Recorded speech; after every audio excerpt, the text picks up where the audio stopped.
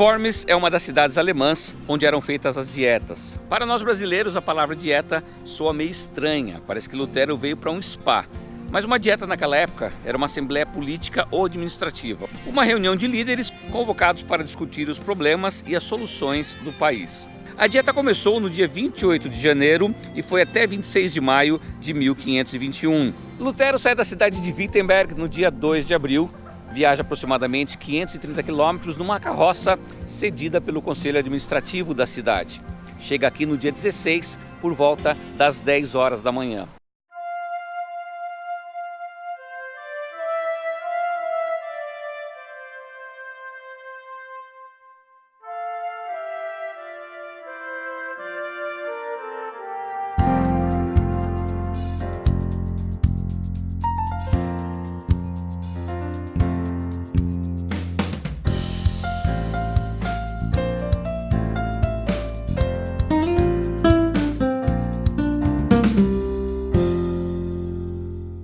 Eu estou de frente à Catedral de Worms, que fazia parte de um grande complexo onde acontecia a dieta. A catedral ainda permanece exatamente como ela era aqui. Desse lado ficava o mosteiro, que já não existe mais. Um pouco mais aqui à minha direita o batistério. E do outro lado da catedral o palácio episcopal, onde Lutero se apresentou para se defender. Esse palácio também não existe mais, foi destruído no ano de 1689. Hoje o que tem ali é um lugar para eventos e você tem uma escultura simbolizando a presença de Lutero naquele lugar. Lutero se apresentou às 16 horas do dia 17 na ala menor do Palácio Episcopal. Ali ele entrou numa sala e se sentou. O procurador do imperador Carlos V, Johann Eck, lhe fez as seguintes perguntas. Lutero, esses livros que estão sobre a mesa são seus? Caso a resposta seja positiva, você vai revogá-los? Lutero se levanta, para por um minuto e diz, olha, essa é uma resposta muito difícil. Ele descreve algumas coisas, mas no fim, resumidamente, ele diz assim, eu prefiro pensar um pouco mais para dar uma resposta melhor e mais concreta e certa amanhã. É-lhe concedido 24 horas. No dia 18 às 16 horas, Lutero volta ao mesmo palácio, só que dessa vez na ala maior. Senta-se na sala e aguarda até as 18 horas para ser atendido. Johann Eck lhe faz as mesmas perguntas. Lutero, esses livros que estão sobre a mesa são seus? Em caso afirmativo, se forem, você vai revogá-los? Aí Lutero dá a seguinte resposta. Eu, durante a minha vida, escrevi basicamente sobre 3 temas. O primeiro, sobre a fé e o seu conteúdo. Algo que eu tenho a máxima certeza que nem eu e nem os meus opositores querem revogar. O segundo tema foi contra o Papa, sobre a tirania papal. E se eu revogar esse texto, eu vou fortalecer a sua tirania. Em terceiro, ele escreveu sobre as pessoas que apoiavam essa tirania do Papa e que fariam o mesmo mal para as pessoas. E perguntou, por acaso alguma dessas questões estão indo contra as Escrituras? E depois colocou, eu sou um monge, uma pessoa comum como qualquer outra, suscetível a erros. E também posso estar causando aqui uma cisão, algo que me preocupa muito. Lutero jamais quis romper com a Igreja Católica, ele queria somente ajustá-la. Depois de todas essas palavras, o imperador para a dieta por um período para que os príncipes pudessem deliberar. Não ficou muito claro na mente das pessoas se Lutero tinha revogado ou não essa questão toda. Voltaram e pela terceira vez, Johann Eck faz a pergunta dessa vez mais incisiva. Lutero, esses livros que estão aqui sobre a mesa são seus e em caso positivo você vai revogá-los? Lutero se levanta e diz, bem, vocês querem uma resposta simples, então eu vou direto ao ponto e diz a seguinte frase. A menos que possa ser refutado e convencido pelo testemunho da Escritura e por claros argumentos, visto que não creio no Papa, nem nos concílios, é evidente que todos eles frequentemente erram e se contradizem. Estou conquistado pela Santa Escritura citada por mim. Minha consciência está cativa à palavra de Deus. Não posso e não me retratarei, pois é inseguro e perigoso fazer algo contra a consciência. Depois dessas palavras, Lutero ainda fala 4 frases que, de acordo com os historiadores, não há nenhum registro histórico sobre elas, mas as pessoas gostam de colocá-las no contexto da dieta de Worms. Esta é minha posição.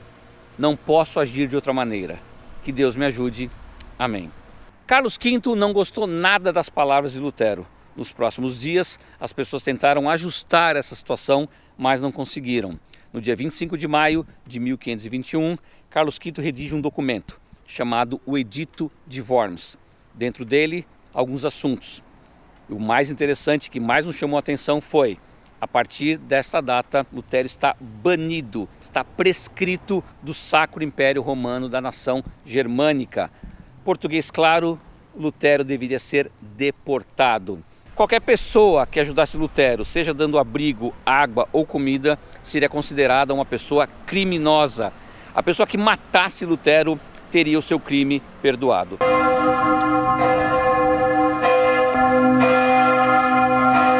Ao tempo de Lutero, ideias matavam, e por ideias também se morria.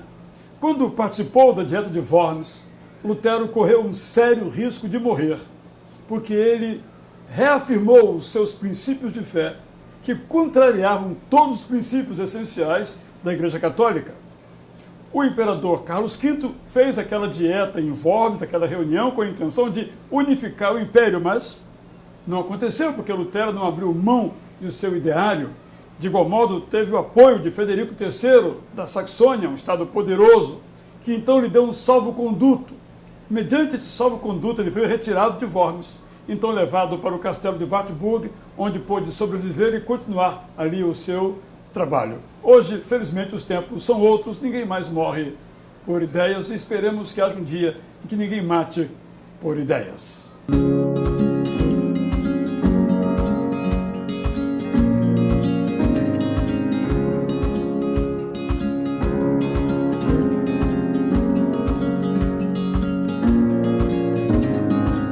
Após Lutero deixar a cidade de Worms, o seu salvo-conduto ainda estava em andamento.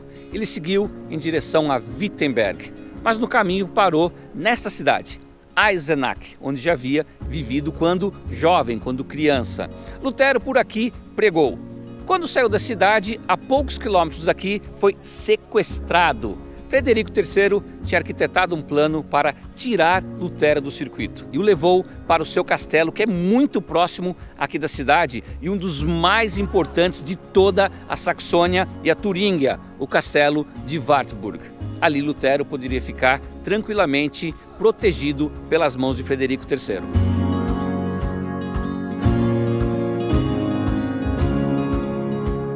O castelo de Wartburg era o lugar ideal para Lutero ficar escondido. Como você pode perceber, ele é muito seguro, fica a 200 metros de altura da cidade de Eisenach. Para chegar aqui, eu tive que subir uma grande ladeira de carro e uma maior ainda a pé. Depois que eu deixei meu carro no estacionamento, foram mais 10 minutos caminhando até chegar aqui.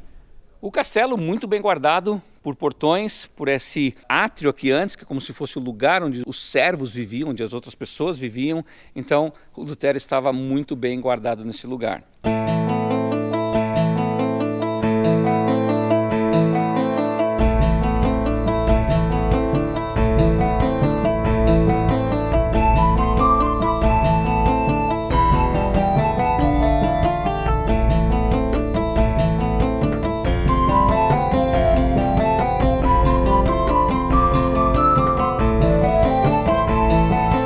O castelo de Wartburg é um local interessante de visitas. Existem várias salas que foram reformadas no decorrer do tempo. Mas em razão dos 500 anos da reforma, o castelo organizou uma exposição temporária com documentos muito importantes relacionados a Lutero e a reforma. E nós conseguimos uma autorização especial para mostrá-los para você.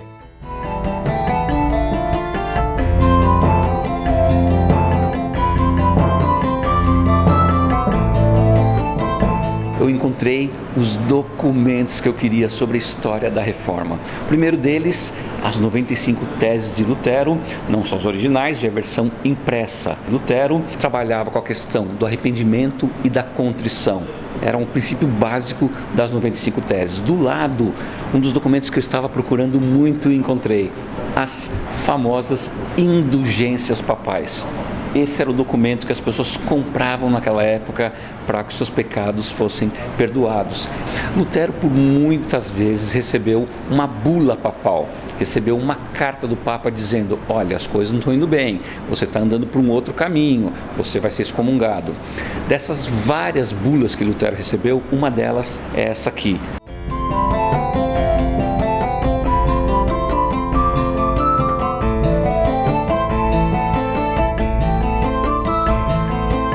Lutero traduziu o Novo Testamento em apenas 11 semanas aqui no castelo.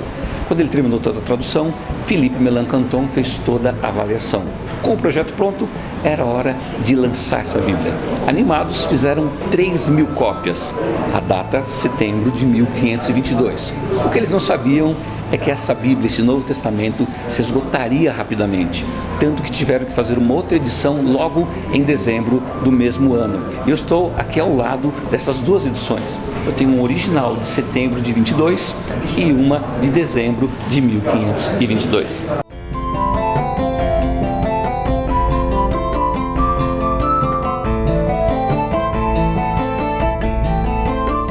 A Bíblia de Lutero se tornou um grande sucesso aqui na Alemanha. Várias edições foram sendo impressas, inclusive essa aqui em 1541. E o que me chama a atenção aqui são os detalhes de decoração, de desenhos feitos na Bíblia. Elas eram impressas, mas todas manualmente decoradas.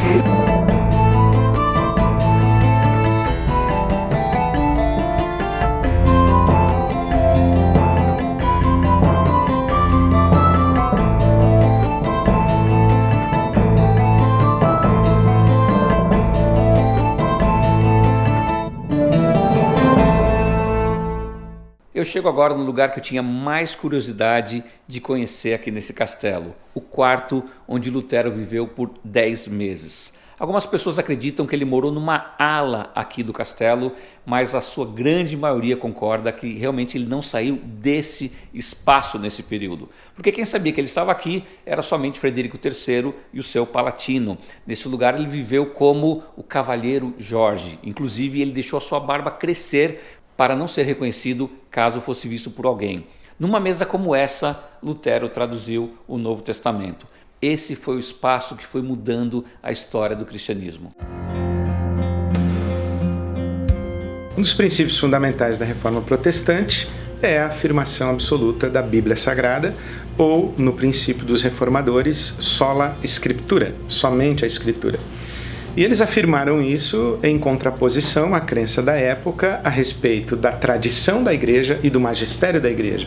A tradição da Igreja é toda a interpretação que a Igreja fez ao longo dos séculos, desde o século IV até o século XVI, da Bíblia Sagrada. Tudo que a Igreja disse que a Bíblia dizia era também considerado revelação autoritativa da parte de Deus. E também o magistério da Igreja, toda a interpretação que os bispos em submissão ao Papa faziam da Escritura era considerada palavra autoritativa de Deus para a Igreja. Os reformadores dizem, não, somente a Escritura, porque cada um, interpretando a Escritura, diante de Deus, em livre consciência e com livre acesso à Escritura, julga a tradição da Igreja e o magistério da Igreja. Ninguém fala em nome de Deus em termos absolutos. Por isso, os reformadores disseram, a revelação de Deus está na Bíblia Sagrada, sola Scriptura.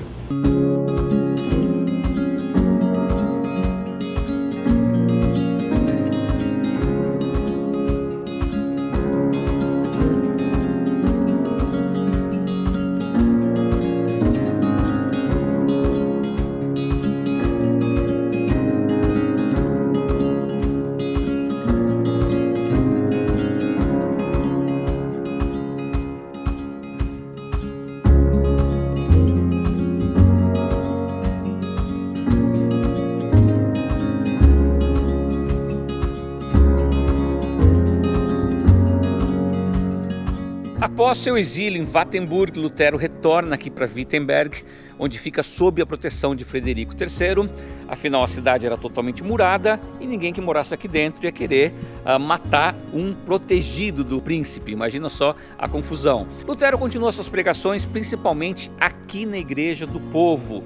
Tanto que no dia 25 de dezembro de 1521, ele fez a primeira celebração protestante nesta igreja. E, alguns anos depois, em 1525, ele se casa com Catarina von Bora.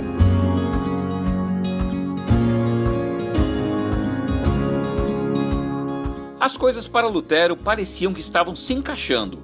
Sua Bíblia traduzida fazia sucesso entre o povo.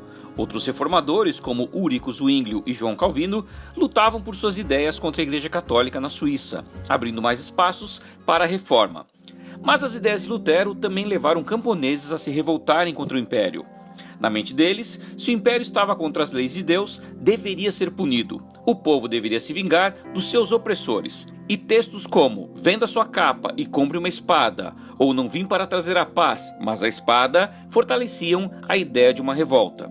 Lutero não queria o confronto. Acreditava que eram importantes as mudanças, mas sem o derramamento de sangue. Não se pode haver violência em nome do evangelho, dizia ele.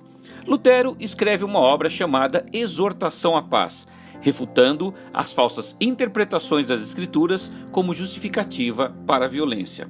A primeira parte fala aos príncipes e senhores feudais, para evitarem um confronto direto, e diz: "Não temos ninguém mais na terra a agradecer por essa desastrosa rebelião, senão vocês, príncipes e lordes. Como governantes temporais, vocês não fazem nada além de enganar e roubar o povo para que possam levar uma vida de luxo e extravagância.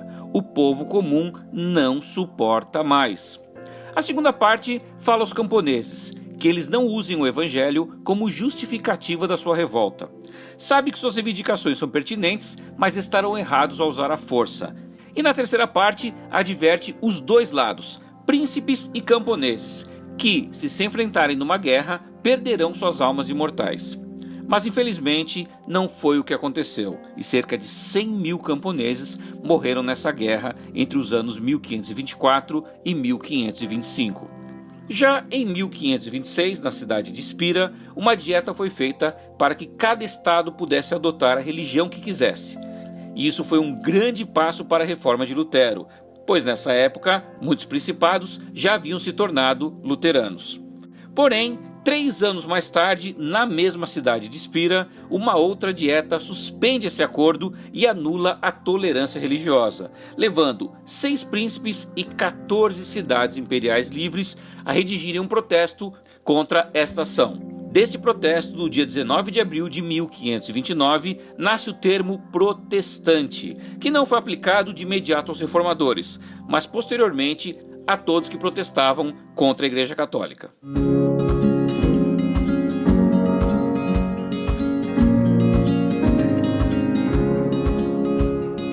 Mesmo excomungado e banido, Lutero ainda circula pela Saxônia, região protegida por Frederico III.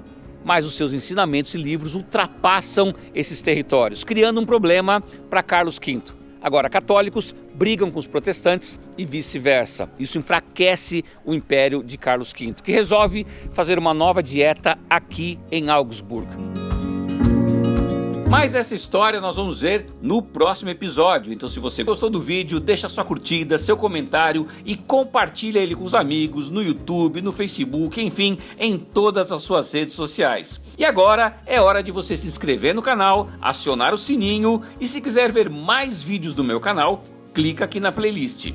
E nos vemos no próximo programa, porque afinal de contas, dentro de nós sempre vai existir um louco por viagens.